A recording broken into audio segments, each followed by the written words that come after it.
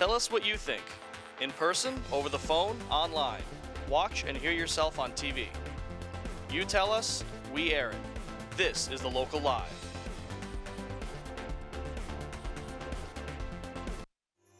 Good evening, I'm Artella Milder. And I'm Kat Galliano. Welcome to The Local Live. As every Thursday night, we're here to keep you informed with what's happening in our communities. Here's a preview of what's coming up. We'll have the latest on the parking issue on Mamaroneck Avenue from a special meeting of the Village trustees on Wednesday night. There was an attempted robbery at the Larchmont Porsche dealer. Coming up, we have more details on the story. Love free music? Don't go anywhere because later on we'll tell you when the summer concert series start. Love a good parade? You don't want to miss the highlights of our Fireman's Parade coverage. Anthony Carlo has a scoop on a special project happening in one of our schools. And let's help find these 8-month-old kittens a forever home.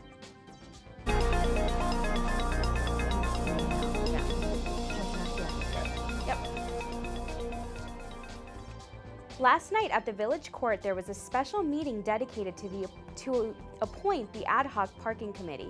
As we reported last week, the mayor and board of trustees decided to seek volunteers to serve on a parking committee to help come up with alternative solutions. Mayor Rosenblum read a list of volunteers that sent their resume to be considered as part of the committee. However, when it was time to vote, the board disagreed on appointing everyone who submitted their resumes.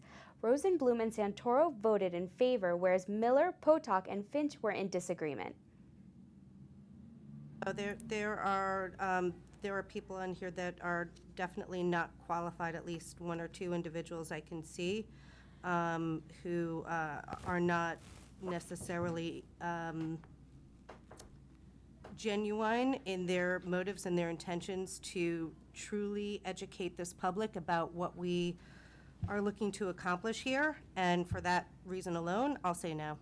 Mike Hines, owner of Molly's Villains, former trustee Andres Bermudez, and Angela Geraldo were not chosen to be part of the ad hoc parking committee.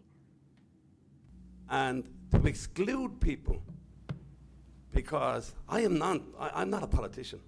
I'm a businessman. I'm a civic-minded businessman. And to exclude people like me because of some of the things I've said here, I don't care about your politics. You're anybody's politics in this room. But the problem is that every one of you do. And when you care about your politics, it affects my life, affects the livelihood of my employees, affects the livelihoods of my customers, and it affects everything else on the street. And partisan politics has no place in this village. And you know what you've done since you got in here? The whole freaking lot of you since you got this idea. We can make changes in 2 years that affects me for the next 30. Trustee Miller said that she'd like the committee to be made up of a wide variety of citizens in our community who reflect the opinions of our community from all walks of life.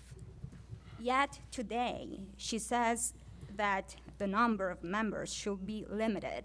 You should have a wide variety of people and as many people as possible.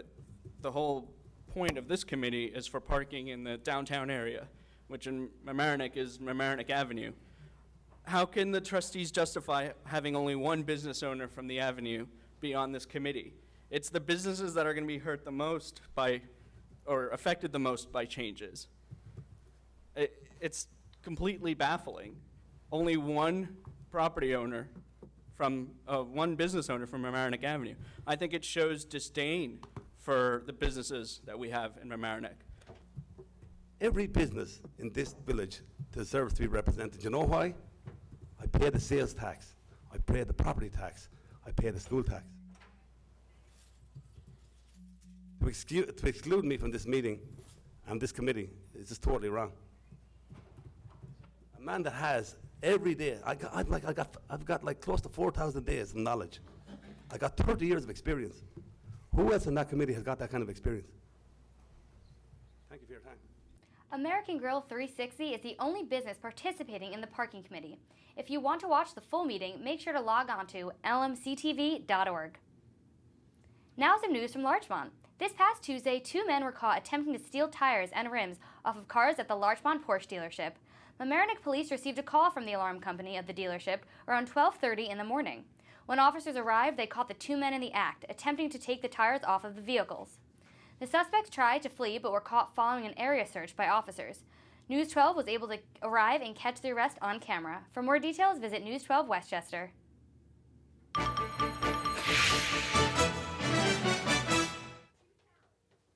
And now I'll give it over to Chris Pellegrini to see what stories we found in the media this week.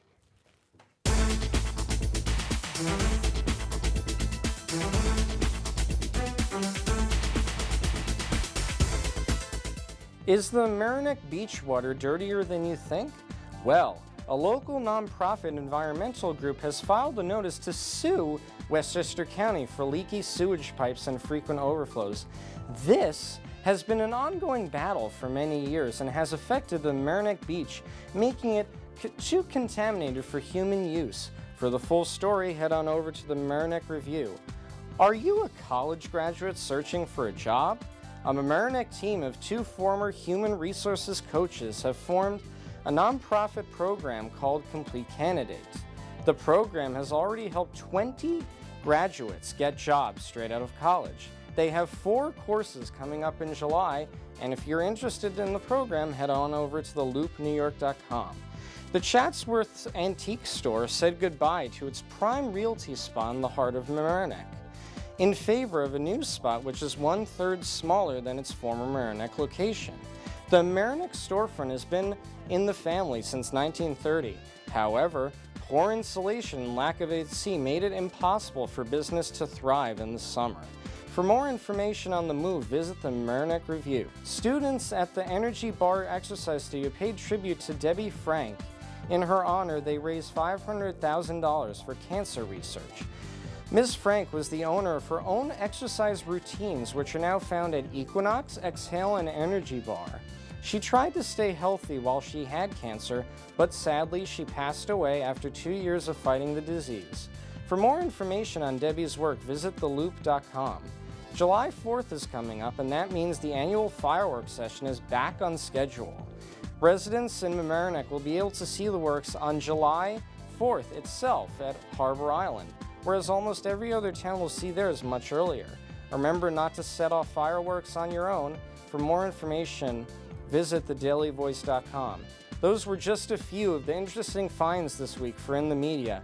Have a great 4th of July weekend, and reporting for the Local Live, I'm Chris Pellegrini.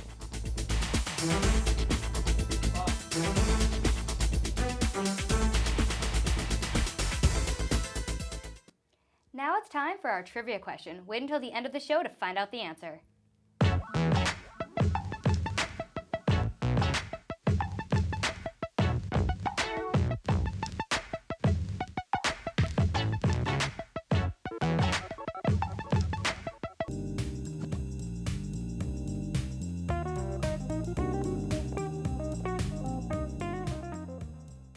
You're watching The Local Live. The only news show on Larchmont and Mamaroneck on LMC-TV.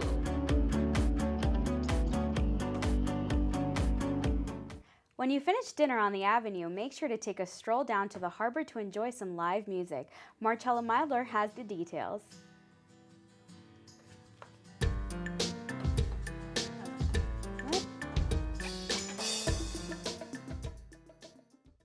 With summer in full swing, let's look at what activities the Council of the Arts has planned for the Village of Mamaroneck. Coming up this Saturday, July 4th, is the 3rd annual Summer Nights on the Sound free concert at 8 p.m. in Harbor Island Park. Free concert series for the community in Mamaroneck and elsewhere, and it kicks off on Saturday, July 4th. We've got the Fireman's Carnival going on, the fireworks show, and there is a free concert by the St. Thomas Orchestra before the fireworks. This will be happening at Harbor Island every Sunday night, where different bands will be featured in free concerts from 7 to 9 p.m. We start with July 12th, which is the 3D Band, which is a Latino dance band. July 19th, Linda Ipanema and the Dixie Cats, which is Dixieland. July 26th, Rebecca Havlin and Whiskey Heart, which is country rock, and I just want to say that Rebecca is local to Mamaroneck. August 2nd, Weird Science, which is an 80s pop band, and that's going to be lots of fun. August 9th is the Village of Mamaroneck's Family Fun Night. And then our rain dates are August 16th and the 23rd. Hey, Hopefully we won't need that. We have, again, the John and Margit DeRosa family as sponsors, and the DeRosa family have been loyal sponsors for the past few years, and we thank them very, very much. But this year we also have a new sponsor, the New Jewish Home Sarah Newman Center, which is a retirement center here in the Village of Mamaroneck. For more information, you can email vomartscouncil@gmail.com. For the Local Live, I'm Marcella Milder.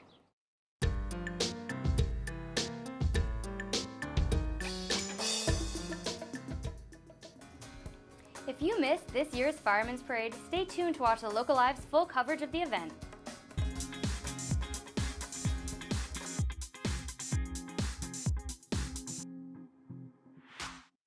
Hello there, everyone. We're here reporting from the Fireman's Day Parade in the Village of Mamaroneck. Let's go out and celebrate our firefighters.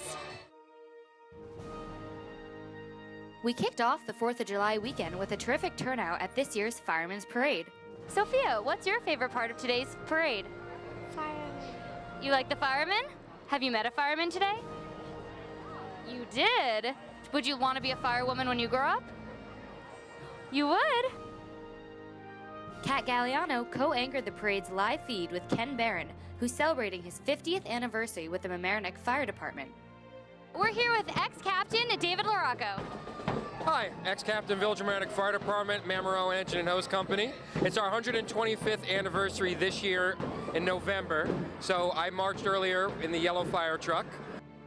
With over 30 different fire departments marching, the parade began at the Mamaroneck Avenue School and ended at the Harbor with the Firemen's Annual Carnival, their biggest fundraising event of the year. So guys, why'd you walk in the parade? We wanted to support the 4th of July. I mean, who doesn't want to do that? Having fun. And what is your favorite part about today's parade? I think that getting to spend time with our sister queens and getting to see everyone and have a lot of fun, you know, really represent America. We had the chance to talk to Mayor Norman Rosenblum about the importance of celebrating our volunteer firefighters. We were gifted with terrific weather, even though it was supposed to rain. So the Village of Mamaroneck always comes out on top. It's great. It's a fantastic parade that gets bigger and bigger. It represents what the village is, a diverse community, and people have come from all over. I hope you enjoyed today's coverage of the Fireman's Parade. From everyone here at LMC-TV and the Local Live, we want to wish you a very special 4th of July. I'm Marcella Milder, signing off.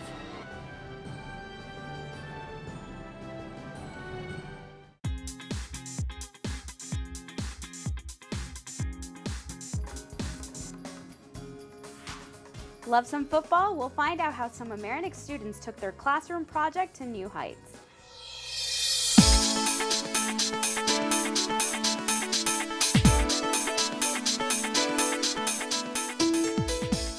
Mr. Jadav teaches computer science at Mamaroneck High School. Not equal to. So it says if. His classrooms are decorated with these posters. However, they're much more than decoration. His students actually live up to what is written on them. Peter, Hector, and Yi are the designers of a device that has no name yet. They created it for quarterbacks. The purpose? To change the way they practice for the game of football. One day I was training on the football field. We're at the high school, obviously, and I realized that there was no way for me to train my actual mind while playing football by myself. So I came to Mr. Jadav the next day and I asked him how difficult it would be to get together a team where we could develop something that can, instead of training only the physical aspects of being a quarterback, also the mental aspects. It is easy to take for granted what some of the best quarterbacks in the game of football do, whatever level they may be at. But as a quarterback from Mamaroneck High School, Peter knows exactly how difficult the position is. When you're on the field, you need to know where to look. You need to know what your reads are, and you need to be able to make the reads in a short amount of time. So let's examine why quarterbacks need to make their reads in such a short amount of time. We'll rely on ESPN's Sports Science for the answer. Luis gets to Ben in just 1.3 seconds, but Ben needs 1.5 seconds to successfully move the ball that crucial 29 inches to get his pass off, to move his arm from here to here. As Ben prepares to take the snap, Luis sets out 15 feet from center. On most pass plays, Luis has to clear 6 feet off the line of scrimmage to reach the pocket. If Luis gets past this obstacle unblocked, Big Ben gets his bell rung. That's a taste of the amount of pressure a quarterback is under after the ball is snapped, making it especially important that he goes through his reads and hits the open target in the correct amount of time. So how does this device strengthen the probability that a quarterback will complete their pass to the open target before being sacked? How it works is you would set up the targets on the field as you need them on a play where the receivers would be found open. And these targets simulate a real game situation with weighted averages. So you would hang this target, this small target, on a pre-existing target, which are used only to train the physical aspects of being a quarterback. And you would take your drop and watch as the lights move from red to green. When you find a green light, that's when you throw. The important thing to remember is a quarterback has reads, so they look from one target to the next in a certain order.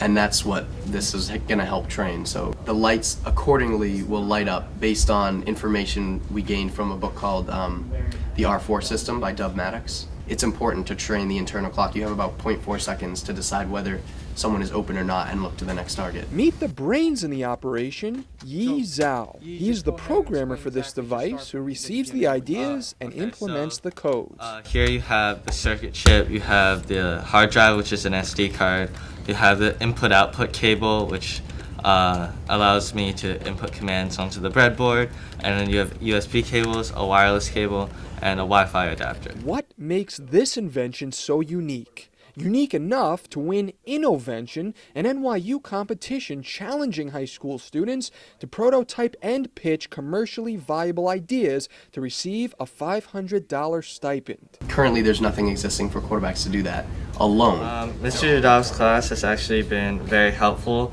because he teaches the fundamentals of programming. Peter came in after school. I have a lot of students come in during their free time. So one day he came in after school, after football practice, and he said, Mr. Dow, I have this problem. When I'm training for this on the football field, I can only do so much by myself. The idea was originally from the student who had a real problem. Can we do it? Sure. I mean, it's gonna become a project. And it did become a project, not only for the team Mr. Jadav assembled, but for himself. He has taught math before, he's cracked open textbooks and handed out packets for homework. But just as his students have become innovators with their device, Mr. Jadav has become an innovator with his style of teaching. It becomes very much about standardized assessments, and it restricts the teacher on what they want to do. Rather than waiting for the system to change, I just change what I taught.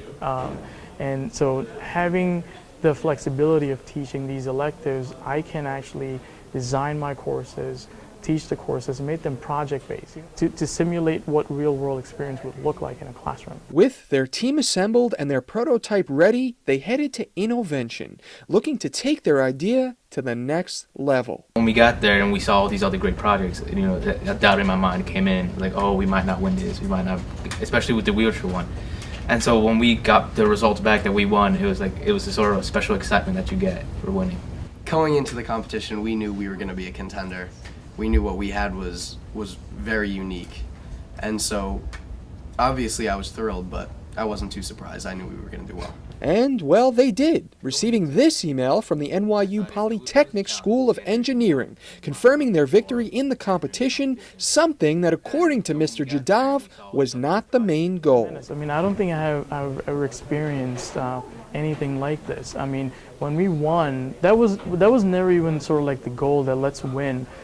We were doing this as a way to fulfill our own goal. However, winning did provide for Mr. Jadav and Peter an opportunity to go to NYU's Launchpad program at the Varick Incubator, where they saw how other startups were just trying to make it in the industry and learned some valuable information in order to do the same.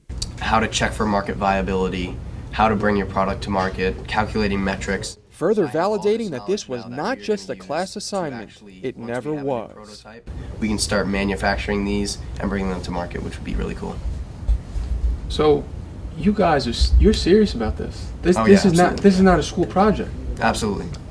This can go places. There's nothing like it. The big picture? Well, Peter and his team can see this product being used in many different markets, and they've already begun targeting them. We're interviewing all these college coaches. Once we have the information that we need to see if this is something that they would want in the future, then once we have a full product, we can bring it back to them. I would love for this to become a class on its own, an entrepreneurship class. This is what the industry wants people to be trained in. So what's next for the QB device with no name? We would have a program where you can drag and drop your receivers on your phone. Then you would set up the targets on the field where you have them on your phone. And eventually, a way for those targets to move without you physically moving them. And then it takes however long it takes for the robot to reset on the field, and then you run the play. That will be the ultimate finish to this project. Peter, Hector, and Yi had an idea, and they ran with it. With the help of their teacher, Mr. Jadav, they now have a platform to continue developing their product. How's that for taking what you learned in the classroom and applying it to real life? Reporting from Mamaroneck High School, I'm Anthony Carlo.